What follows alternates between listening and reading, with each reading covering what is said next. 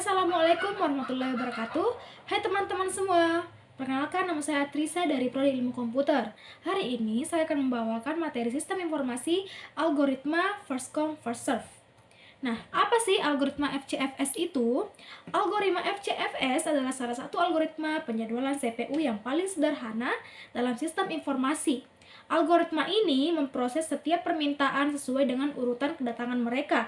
Artinya, proses berikutnya akan menunggu sampai proses sebelumnya selesai dieksekusi. Algoritma ini bekerja seperti sistem antrian, di mana yang datang lebih dahulu akan dilayani terlebih dahulu. Nah, karakteristik algoritma FCFS ada 3. Yang pertama, non-primitif. Proses akan berjalan sampai selesai tanpa interupsi. CPU tidak bisa dialihkan ke proses lain sebagai proses saat ini selesai. Yang kedua, sederhana.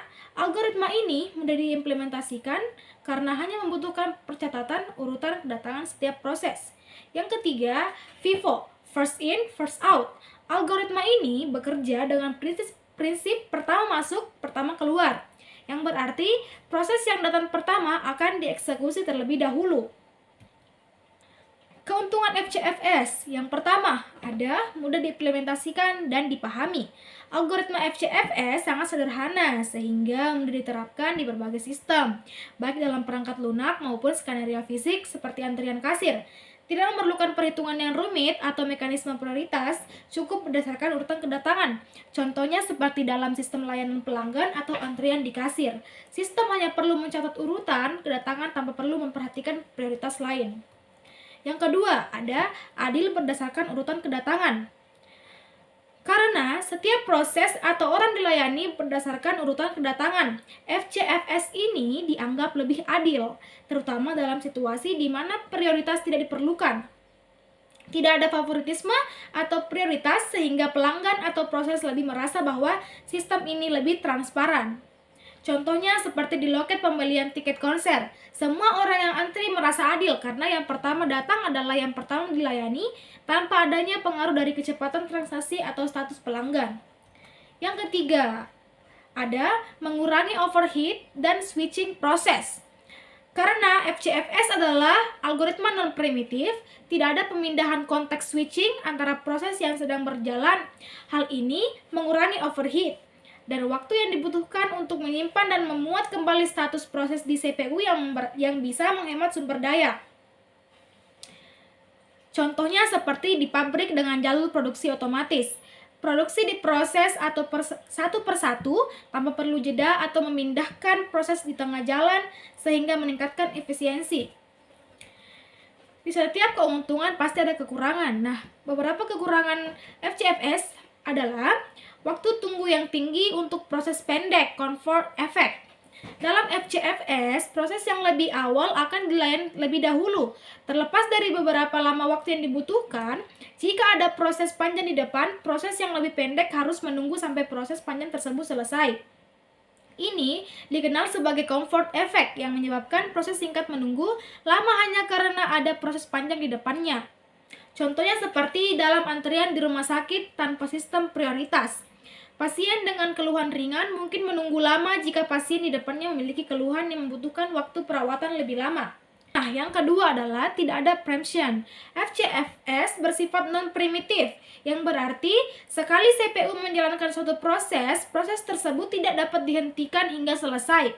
Ini menyebabkan masalah jika ada proses prioritas tinggi atau proses yang sangat mendesak tiba di tengah jalan. Contohnya, di call center, panggilan darurat dari pelanggan penting tetap harus menunggu dalam antrian tanpa bisa diinterupsi, yang bisa menyebabkan masalah dalam layanan pelanggan. Nah, contoh FCFS dalam kehidupan sehari-hari adalah saat membeli tiket di loket. Orang yang lebih awal dalam antrian akan dilayani terlebih dahulu, sementara orang yang belakang harus menunggu sampai giliran mereka tiba. Sama seperti di algoritma FCFS, proses dalam sistem operasi akan berjalan sesuai urutan kedatangan tanpa memperhatikan durasi eksekusi masing-masing. Nah, ini dia ada Gantt chart dari FCFS. Gantt chart adalah sebuah bentuk diagram yang menunjukkan dimulainya proyek sampai berakhirnya proyek tersebut. Ditunjukkan dengan batang-batang untuk merencanakan sebuah kegiatan pada suatu proyek. Saya akan mengerjakan contoh algoritma yang sudah ada pada layar. Nah, langkah pertama adalah menentukan waktu penyelesaian atau CT. Untuk proses pertama, P1, waktu penyelesaian CT hanya waktu burst dari P1. Jadi, CT P1 sama dengan BT P1 sama dengan 10. Untuk proses berikutnya, P2 dimulai setelah P1 selesai, dan CT dihitung dengan menambahkan BT dari setiap proses secara berurutan. Hasilnya adalah CT P2 sama dengan CT P1 ditambah BT P2 sama dengan 10 tambah 9 sama dengan 19. CT P3 sama dengan CT P2 ditambah BT P3 sama dengan 19 ditambah 4 sama dengan 23. CT P4 sama dengan CT P3 ditambah BT P4 sama dengan 23 ditambah 7 sama dengan 30. CTP5 sama dengan CTP4 ditambah BTP5 sama dengan 30 tambah 2 sama dengan 32.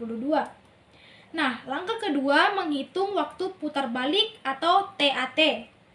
Waktu putar balik TAT dihitung dengan rumus TAT sama dengan CT dikurang AT. Untuk masing-masing proses dihitung seperti berikut. TATP1 sama dengan CTP1 dikurang ATP1 sama dengan 10 dikurang 0 sama dengan 10. TATP2 sama dengan CTP2 dikurang ATP2 sama dengan 19 dikurang 3 sama dengan 16. TATP3 sama dengan CTP3 dikurang ATP3 sama dengan 23 dikurang 4 sama dengan 19. TATP4 dikurang CTP4 sama dengan 30 dikurang 8 sama dengan 22. Langkah ketiga, menghitung waktu tunggu atau WT. Waktu tunggu WT dihitung dengan rumus WT sama dengan TAT dikurang BT. Untuk setiap prosesnya, WT P1 sama dengan TAT P1 dikurang BT P1 sama dengan 10 dikurang 10 sama dengan 0. WTP2 sama dengan TAT P2 sama dengan BTP2 sama dengan 16 kurang 9 sama dengan 7. WTP3 dikurang sama dengan TAT P3 dikurang BTP3 sama dengan 19 dikurang 4 sama dengan 15. WTP4 sama dengan TATP4 sama dengan 22 dikurang 7 sama dengan 15. WTP5 sama dengan TATP5 dikurang BTP5 sama dengan 22 kurang 2 sama dengan 20. Hasil akhirnya pada proses P1 waktu kedatangannya adalah AT 0. Waktu burst time-nya adalah 10. Waktu penyelesaiannya adalah 10, waktu putar baliknya adalah 10, dan waktu tunggunya 0.